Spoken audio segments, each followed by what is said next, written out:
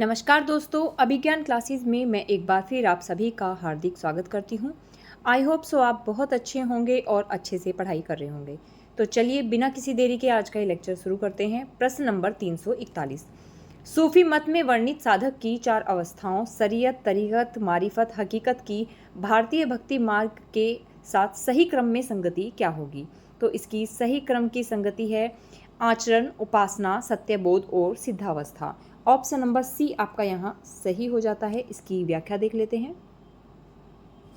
सूफी मत में वर्णित साधक की चार अवस्थाओं शरीयत, तरीकत, मारिफत, हकीकत की भारतीय भक्ति मार्ग के साथ सही क्रम में संगति होगी आचरण, उपासना, सत्यबोध और सिद्धावस्था। साधक की प्रथम अवस्था नासुत कहलाती है। इसमें वह शरीयत का अनुसरण करता है। दूसरी अवस्था मलकत है, जिसमें साधक तरीकत का या उपासना में प्रवृत्त होता है।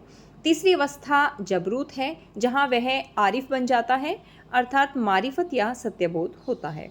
चौथी अवस्था लाहूत है, जहाँ पहुंचकर इसे हकीकत अर्थात सिद्धावस्था की प्राप्ति होती है। नेक्स्ट प्रश्न देख लेते हैं।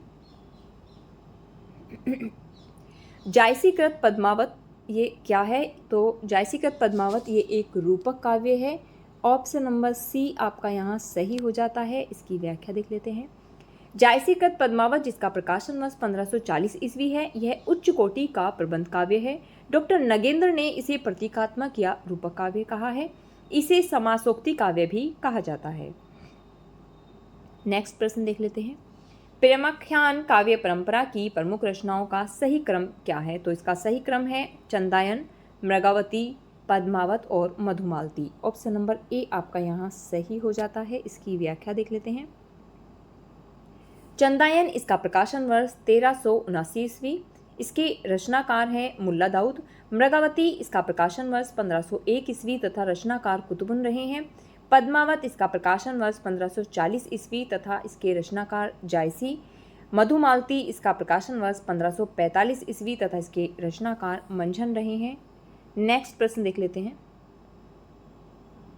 आचार्य रामचंद्र शुक्ल ने प्रेमाख्यान काव्य परंपरा का प्रथम कवि किसे माना है? तो आचार्य रामचंद्र शुक्ल ने प्रेमाख्यान काव्य परंपरा का प्रथम कवि कुतुबुन को माना है। तो विभिन्न जो रचनाकार रहे हैं, उन्होंने भिन्न भिन्न जो रचनाकार हैं या रचनाएं हैं, उनको प्रेमाख्यान काव्य का परंपरा का प्रथम कवि और रचना माना है। तो चलिए देख लेते हैं।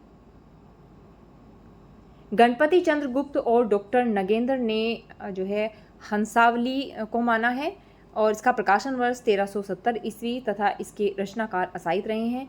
वहीं डॉक्टर रामकुमार वर्मा ने चंदायन रचना को माना है, तो इसका प्रकाशन वर्ष 1379 ईस्वी, जिसके रचनाकार मुल्ला दाऊद रहे हैं।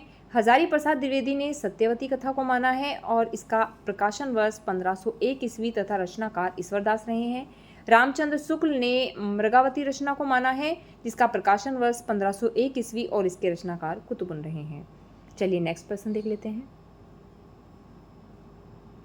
इनमें से कौन सी कृति जायसी की है? तो कान्हावत ये जायसी की रचना है।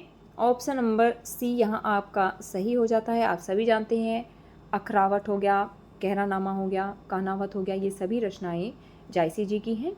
तो चलिए बाकी की जो रचनाएं हैं इनके रचनाकार भी देख लेते हैं।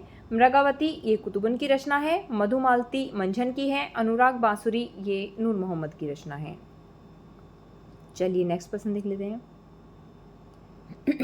निम्नलिखित रचनाओं को उनके कवियों के साथ सुमेलित करना है। तो हंसावली ये असाइद की रचना है। चंदायन ये मुल्ला दाऊद की है। सत्यवती ये आपकी ईश्वरदास की है और मृगावती ये कुतुबुन की रचना रही है। चलिए प्रकाशन वर्ष के साथ एक बार और इसको का रिवीजन कर लेते हैं। हंसावली, जिसका प्रकाशन वर्ष 1370 ईस्वी तथा रचनाकार असाइत रहे हैं। चंदायन, जिसका प्रकाशन वर्ष 1379 ईस्वी, इसके रचनाकार मुल्ला दाऊद रहे हैं। सत्यवती इसका प्रकाशन वर्ष 1501 ईस्वी तथा इसके रचनाकार ईश्वरदास रहे हैं। मृगावती, इसका प्रकाशन वर्ष भी 1501 ईस्वी रहा है तथा रचनाकार कुतुबुन रहे हैं। चित्रावली, इसका प्रकाशन वर्ष 1613 ईस्वी और इसके रचनाकार उस्मान रहे हैं। आचार्य रामचंद्र शुक्ल ने मृगावती का समय 1501 ईस्वी माना है। चलिए नेक्स्ट प्रश्न देख लेते हैं। सूफी काव्य का उद्देश्य क्या रहा है? तो सूफी काव्य का उद्देश्य ये प्रेम निरूपण रहा है। ऑप्शन नंबर ए आपका यहाँ सही हो जाता है। व्याख्या देख लेते हैं। सूफी काव्य का उद्देश्य प्रेम के माध्यम से ईश्वर की प्राप्ति का मार्ग प्रशस्त करना है। इसमें स्त्री को परमात्मा और पुरुष को आत्मा के रूप में चित्रित किया गया है। अतः सूफी काव्य सर्वप्रमुख उद्देश्य प्रेम निरूपण रहा है। चलिए नेक्स्ट प्रश्न देख लेते हैं। प्रेम चिंगारी ये किसकी रचना है? तो प्रेम चिंगारी ये अली शाह की रचना है। यहाँ सभी ऑप्शंस गलत दिए गए हैं। इसके अलावा शेख निसार की रचना ये यूसुफ जुलेखा रही है। तो वहीं शेख नबी ने ज्ञानदीप नामक कृति की रचना की है।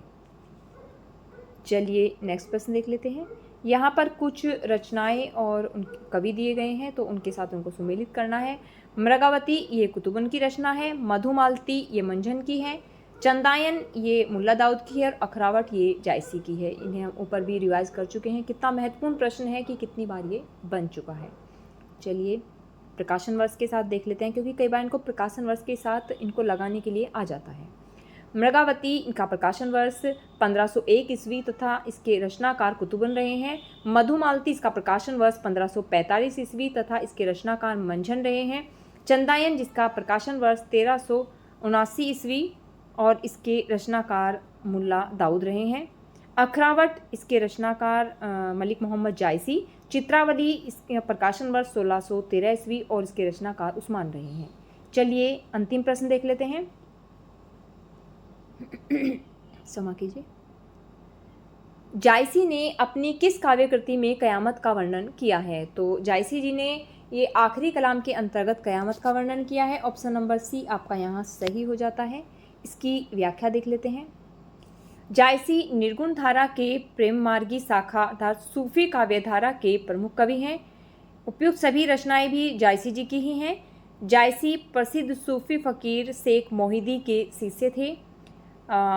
जो अन्य रचनाएं हैं उनको देख लेते हैं और उनकी क्या विषय वस्तु रही है उसको भी समझ लेते हैं। आखिरी कलाम इसके अंतर्गत कयामत का वर्णन है तथा मुगल बादशाह बाबर की प्रशंसा भी इसके अंतर्गत की गई है। अखरावट इसके अंतर्गत वर्णमाला के एक एक अक्षर को लेकर के सिद्धांत संबंधी तत्वों से भरी इसमें चौपाई दी गई है।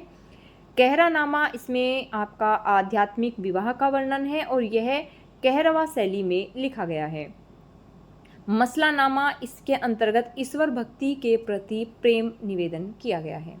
तो चलिए दोस्तों, आज का ये लेक्चर यहीं समाप्त करते हैं और अगर आपको ये प्रयास अच्छा लग रहा है तो इसे लाइक, शेयर और सब्सक्राइब कीजिएगा। Thanks for watching.